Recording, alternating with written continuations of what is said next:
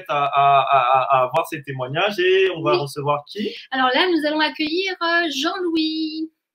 Jean-Louis. Jean-Louis, es-tu là? Voilà. Hello Jean-Louis. Bonsoir Jean-Louis. Comment ça va? Bonsoir à tous les deux. Au secours, venez me chercher, j'en peux plus. Non, pas du tout. Non, c'est vrai. Wow. Alors, je vous salue tous les deux, je salue tout le monde, et puis Jean-Marie et Nathalie aussi, que j'aime beaucoup. Bah ouais. En fait, je dirais pour moi, le mot confinement n'est pas correct. Je me sens pas vraiment en confinement du tout. C'est le mot trop fort. Honnêtement, c'est un mot trop fort pour moi.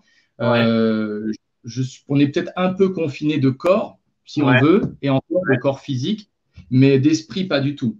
Et même, je dirais, le corps de Christ lui-même n'est pas confiné parce que même là, on peut se parler, on se voit, comme peut-être jamais on aurait pu le faire dans une autre circonstance. Donc, au contraire, je dirais que ça peut même nous déconfiner spirituellement de pouvoir se relier autrement aujourd'hui et se voir d'une façon différente des autres fois. Donc, pour ma part, je dirais que non, c'est pas du tout comme ça que je le vis, c'est pas une souffrance. Du tout, je sais que j'ai le profil de la personne qui vit seule, donc je dois parler en tant que personne qui vit seule chez lui, mais je ne peux pas dire que je sois malheureux, ni même que je me sente seul. Alors c'est vrai que quand on est seul, il y a une tentation forte quand même qui vient, c'est la télévision.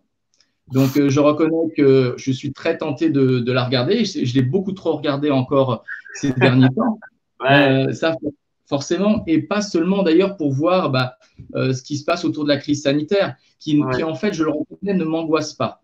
Je ne rentre pas du tout dans cette un petit peu angoisse collective et universelle dans laquelle on est, qui ne m'atteint pas vraiment. En réalité, je dirais même que ce que je regarde plutôt, c'est Le Cornio, Rabbi Jacob et La Grande Vadrouille. Donc, finalement, il m'arrive de rire aussi dans ces moments-là et je me confesse devant vous, c'est vrai, j'aime bien Louis de Funès. Bon. En fait, je dirais pourquoi je n'ai pas d'inquiétude particulière aussi. C'est peut-être parce que, vous savez, on connaît cette phrase du Seigneur qui dit « l'amour parfait bannit la crainte ».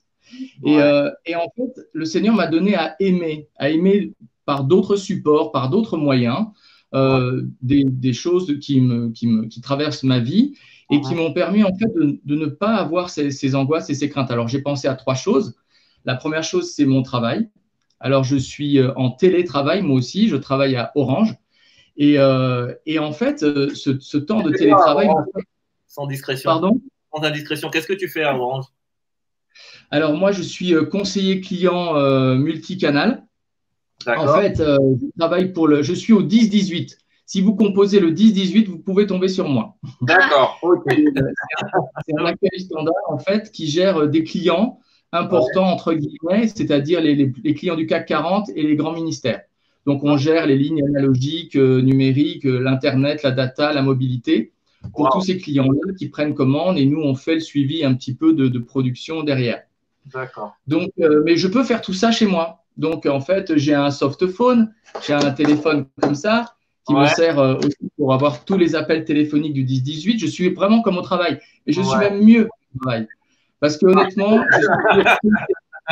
je suis beaucoup plus reposé à travailler chez moi que quand je suis au travail là-bas. Parce que là-bas, la philosophie un petit peu et l'ambiance, on fait même récemment, avant le confinement, que je saturais complètement du service et que j'avais besoin de cette mise à l'écart, cette mise en retrait de ma vie qui m'a fait vraiment grand bien. Et comme je disais, c'était même un nouveau support à aimer parce que j'ai mieux aimé mon travail encore en étant plus libre de pouvoir le vivre. J'ai appris des choses que je n'aurais pas apprises si j'étais resté en fait en présentiel à Massy. Et finalement, j'ai appris à aimer davantage mon métier, à le connaître de mieux en mieux.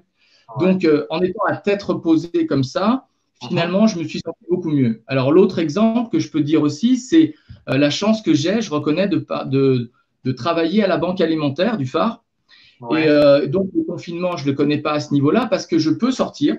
Je peux sortir au moins une fois tous les 15 jours le mercredi et quand c'est possible le jeudi après-midi aussi pour la distribution des colis. Et là, moi, je m'amuse comme un petit fou. Je suis super content de conduire ce camion, d'aller jusqu'au dépôt avec, en l'occurrence, Florence, et de pouvoir se retrouver là-bas et remplir le camion de plein de denrées. Parce que, en fait, l'amour est double en ce moment pour tous les bien-aimés qui sont bénéficiaires. Ils ont besoin non seulement, c'est vrai, de nourriture, mais de voir qu'on est là pour eux, malgré justement les risques que l'on pourrait courir.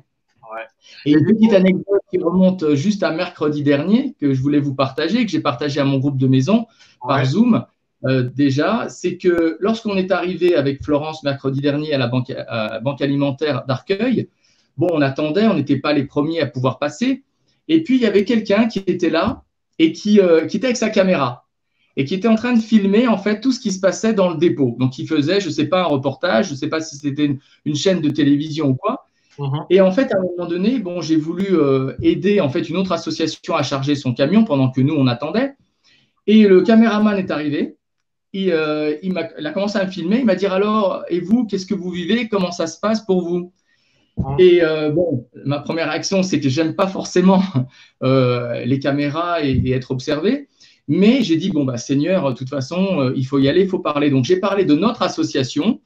J'ai parlé du phare, j'ai parlé de l'église évangélique de Clamart, évidemment, qu'on avait une vingtaine de bénéficiaires, qu'on avait mis en place les procédures de sécurité qu'il fallait pour que, bien sûr, il y ait une distanciation, que les gens venaient à une certaine fréquence pour pas trop se rencontrer, mais qu'ils avaient besoin non seulement de cette nourriture matérielle, mais aussi de cet accueil, cette chaleur, ce temps d'encouragement, de conseils, d'écoute.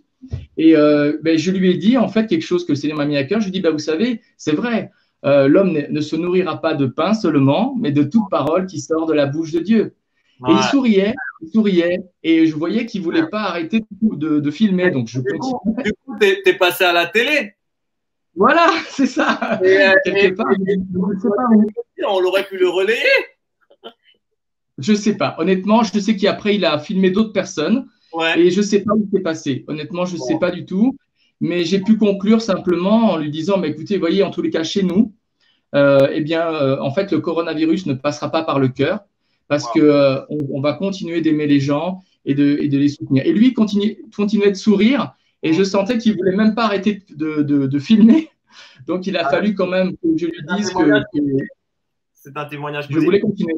Et le troisième point aussi, c'est les réunions Zoom. Les réunions Zoom, on a mis en place dans notre groupe, en fait, des réunions quotidiennes. Ce qui fait que tous les midis, malgré le télétravail, malgré les difficultés peut-être pour certaines personnes, on a pu trouver un créneau le midi pour se retrouver. Et je dirais que ça nous a vraiment, en fait, honnêtement, on ne s'est jamais autant vu que depuis le confinement, parce qu'on peut se voir par Zoom, justement, on peut parler de choses quotidiennes, de notre actualité, on se suit au quotidien régulièrement. Il y a eu des personnes nouvelles qui ont fait partie de notre groupe qui ne faisaient pas partie du groupe en présentiel auparavant. Je pense à Myrlène qui doit être en train de regarder en ce moment, bien sûr, à la communication. Elle est surtout en train de bosser. Oui, je sais, c'est pas un jour férié pour elle. Et donc, il y a Myrlène, il y a un couple que je connaissais de longue date et qui nous a rejoints aussi, qui est Augustine et Domingos. Et puis, bien sûr, il y a tout un tas de personnes qui faisaient partie de notre groupe et qu'on a envoyées ailleurs, entre guillemets, comme Conan, qui est à Aix-en-Provence, par exemple, et Yuka, même, qui a participé aussi à au moins une réunion parmi nous et qui est au Japon. Donc, on peut continuer de se voir, de se parler, de se confier les uns aux autres, par WhatsApp aussi, beaucoup plus souvent que d'habitude. On s'envoie, c'est vrai, des films, etc., pour bien… pour communiquer ce que l'on vit soi-même. Honnêtement, je ne peux pas appeler ça un confinement. C'est vraiment une situation où on est en train, au contraire, de s'adapter à cette situation et Dieu nous fait rebondir à travers cette situation pour vivre des choses complètement nouvelles et qui sont vraiment importantes, je crois. Donc, je crois qu'on est moi, je me sens moins confiné pratiquement par rapport à mon état d'esprit que peut-être je ne l'étais encore auparavant. Ouais. Du coup, moi j'ai envie de te poser une question parce qu'on a d'autres aussi témoins. Si justement tu parles de choses nouvelles, s'il y avait une seule chose que tu devrais retenir en fait de cette situation qui n'est pas vraiment du confinement, mais de cette situation actuelle, quelle serait-elle? Oula, je ne sais plus parler français. Quelle serait-elle? C'est vrai que moi, je dirais que rien n'arrête l'œuvre de Dieu. quelles que soient les circonstances. On peut toujours et servir et témoigner, qu'on peut vivre même une intimité peut-être parfois plus profonde encore avec notre Père céleste. Et que c'est vrai que cette phrase qui dit « tout concourt au bien de celui qui aime Dieu » est vraie, mais en n'oubliant pas la deuxième partie qui dit « et celui qui est appelé selon son dessein ». Autrement dit, je dirais que si on arrive à rester à la bonne place, véritablement, c'est-à-dire au service, effectivement, alors on s'adaptera très bien, quelles que soient les circonstances, et on continuera de grandir et de progresser. Donc, aimer Dieu, oui, c'est très important, mais aimer Dieu dans le service, en étant dans son dessein, en marchant dans ses voies.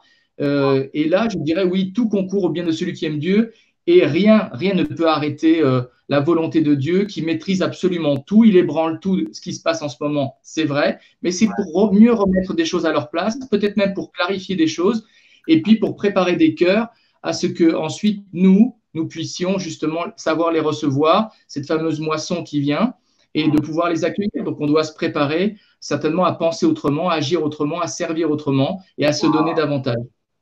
Waouh, waouh, waouh, waouh. On applaudit parce que là, c'est super. Je crois que tu as des coucous là. Je vois des coucous.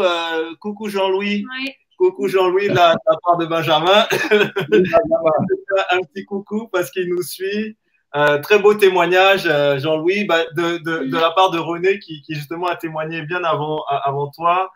Sois béni, Jean-Louis, de la part de Delphine. En tout cas, merci pour ton témoignage qui est positif, encourageant et qui nous montre clairement que c'est peut-être une situation particulière, mais ce que Dieu met dans notre cœur, c'est ça qui nous fait vivre, qui nous fait vibrer, qui nous fait l'aimer, le servir avec tout le zèle qui peut nous caractériser.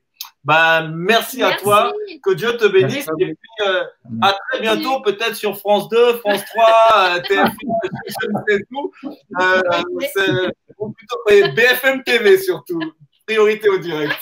Voilà. Je prends. Ça marche, merci beaucoup. Allez, à bientôt.